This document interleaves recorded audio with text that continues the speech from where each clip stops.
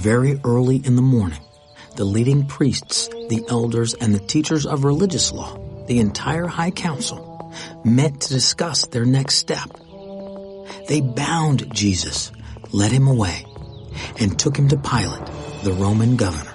Pilate asked Jesus, "Are you the king of the Jews?" "You have said it."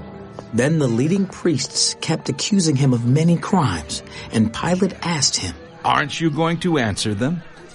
What about all these charges they are bringing against you?" But Jesus said nothing, much to Pilate's surprise. Now it was the governor's custom each year during the Passover celebration to release one prisoner, anyone the people requested. One of the prisoners at that time was Barabbas, a revolutionary who had committed murder in an uprising. The crowd went to Pilate and asked him to release a prisoner as usual. "Would you like me to release to you this king of the Jews?" Pilate asked this, for he realized by now that the leading priests had arrested Jesus out of envy. But at this point, the leading priests stirred up the crowd to demand the release of Barabbas instead of Jesus. "Then what should I do with this man you call the king of the Jews?" They shouted back. "Why? What crime has he committed?" The mob roared even louder. So to pacify the crowd, Pilate released Barabbas to them. He ordered Jesus flogged with a lead-tipped whip, then turned him over to the Roman soldiers to be crucified. The soldiers took Jesus into the courtyard of the governor's headquarters, called the Praetorium, and called out the entire regiment. They dressed him in a purple robe, and they wove thorn branches into a crown and put it on his head. Then they saluted him and taunted him. And they struck him on the head with a reed stick, spit on him, and dropped to their knees in mock worship. When they were finally tired of mocking him, they took off the purple robe and put his own clothes on him again. Then they led him away to be crucified. A passerby named Simon, who was from Cyrene, was coming in from the countryside just then. And the soldiers forced him to carry Jesus' cross. Simon was the father of Alexander and Rufus, and they brought Jesus to a place called Golgotha, which means place of the skull. They offered him wine drugged with myrrh, but he refused it. Then the soldiers nailed him to the cross. They divided his clothes and threw dice to decide who would get each piece. It was 9 o'clock in the morning when they crucified him.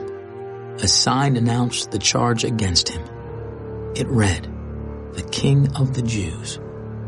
2 revolutionaries were crucified with him, one on his right and one on his left. The people passing by shouted abuse, shaking their heads in mockery. "Ha! Look at you now! You said you were going to destroy the temple and rebuild it in 3 days. Well, then save yourself and come down from the cross." The leading priests and teachers of religious law also mocked Jesus. "He saved others, but he can't save himself." "Let this Messiah, this King of Israel, come down from the cross so we can see it and believe him." Even the men who were crucified with Jesus ridiculed him. At noon, darkness fell across the whole land until 3 o'clock. Then at 3 o'clock, Jesus called out with a loud voice, Eloi, Eloi, lema sabachthani, which means, my God, why have you abandoned me?"